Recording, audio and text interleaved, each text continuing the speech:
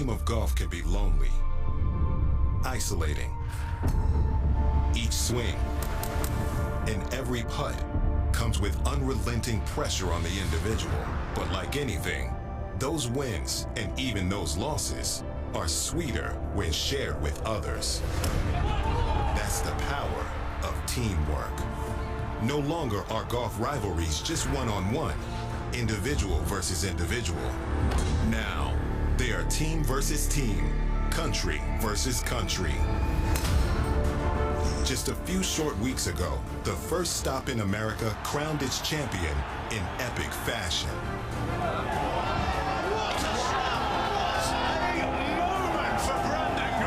Today, the journey continues on the doorstep of New York City. 48 individuals battle the constant pressures of this game, knowing they play for something bigger. We're going to play for each other and try and come out on top. They're all excited and fired up, and I think we got a really good chance to win it all. For themselves, for their country, for their team. This is how we live. The jewel of the Empire State is the magnificent Manhattan skyline. The city that never sleeps has provided an amazing backdrop for Liv's brand of golf that simply never stops. We'll crown the third Liv Golf champion today, and there's a good chance it'll be someone who also owns a major. Dustin Johnson, Patrick Reed and Henrik Stenson are all in contention, but we can't rule out a pair of 23-year-olds. Thailand's Pachara Kongwat Mai and the former Clemson Tiger Turk Pettit. Our team table has a distinct Ryder Cup flavour. The All-American Four Aces lead Europe's Majestics, but it can all change in the blink of an eye. Bounded admirably, didn't he, after a double bogey on the third. He went 4 under the rest of the way. This via the side door. Nicely done. That was for eagle at 8.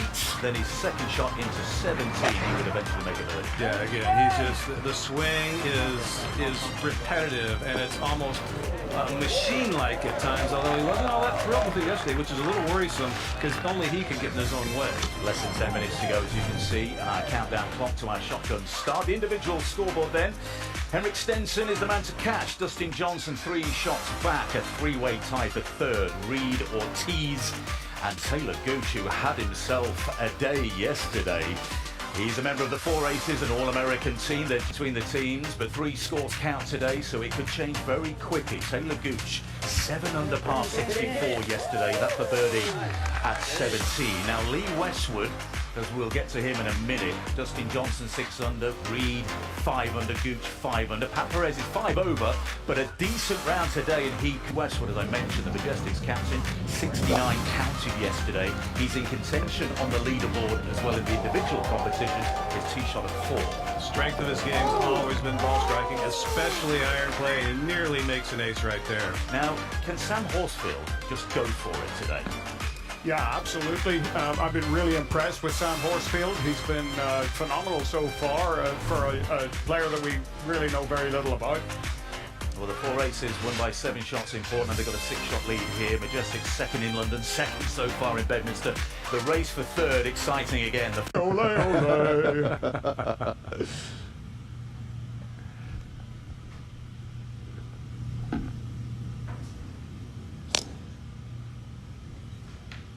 Jerry, you're outnumbered by Europeans here in the booth. I consider it an honor. You are the token American. Oh, that's not good.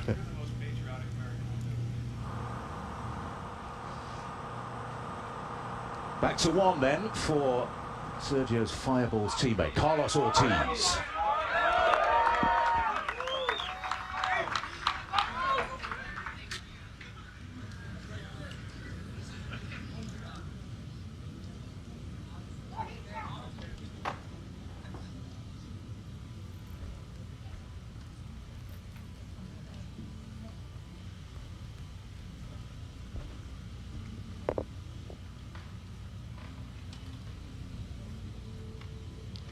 Nobody's made fewer bogeys in the tournament thus far than Carlos Ortiz. 2 bogeys through 36 holes around this golf course, especially under those conditions yesterday.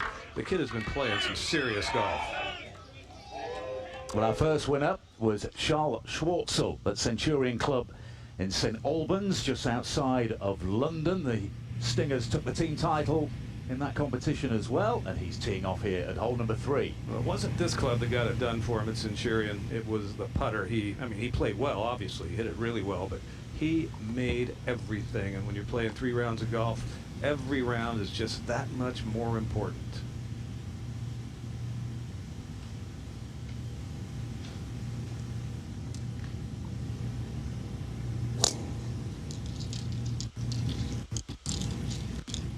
And they're off. 18 to play. Nice bounce, catches the fairway. A lot of trouble on the left side of that fairway, so he'll be happy with that. There's a look at Dustin Johnson, and we can head down and rejoin Troy Mullins with Live Golf CEO and Commissioner Greg Norman. Greg, this course is set up so difficult. Yesterday, those pins were unforgiving. Was it your intention to set up the course this challenging? Well, I leave it up to the rules committee. It's like a white to set it up. We have conversations before we go out there, but at the end of the day, you know, we wanted the golf course to be balanced, a little bit firm, a little bit hard, a little bit easy in a lot of ways. And I just spoke to Carlos Ortiz, and I asked him how did the golf course play yesterday, and he said, perfect. So.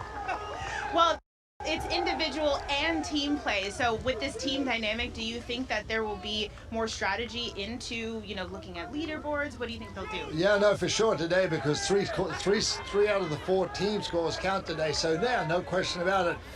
I don't care if you got a 10-shot lead, a 12-shot lead, that can swing very, very quickly with 3 scores.